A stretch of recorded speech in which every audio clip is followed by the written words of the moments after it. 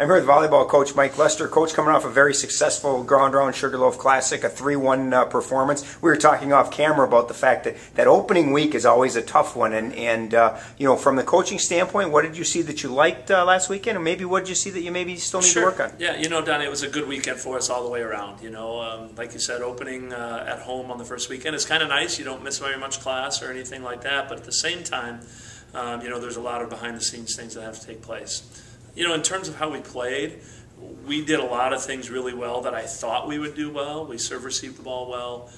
We played really solid defense all weekend. And then, you know, some of the things that we have to work on, you know, were some things that we kind of thought we would need to do as well. You started out the tournament very strong.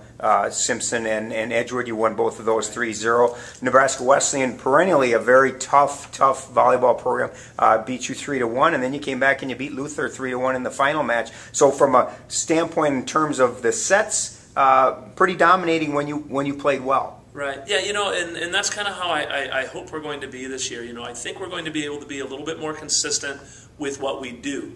The question is going to be, can we be consistent at a high level, or just consistent, you know, as a middle of the road kind of team.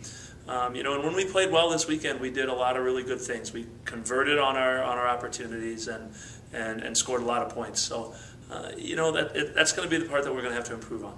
Individually, some really solid performances. Molly Grover and Mary Nordic played very well. Lexi continues to be a real solid setter for you. Talk a little bit about Molly and Mary, because really they kind of stepped into their own in this tournament. For sure. It was really good to see those two have good weekends. You know, we've always said that, you know, some of the biggest improvement within our program takes place between your freshman and sophomore year. And, you know, for those two to step up as sophomores and really kind of get a feel for what the college game is about was really good for us to see this weekend. How about the experience for the freshmen? You know, you get 4 matches in 2 days. You know, you're cramming a lot in. The speed of the game is different. How important was that weekend, just in terms of kind of getting their college feet wet? Yeah, you know, and again, that's another reason it's nice to play at home, because we kind of get to walk into that with our first-year players. They don't have to, you know, go spend the night in the hotel and be on the road and that sort of thing. So it allows them to kind of find their feet a little bit in the match. But, you know, it was nice.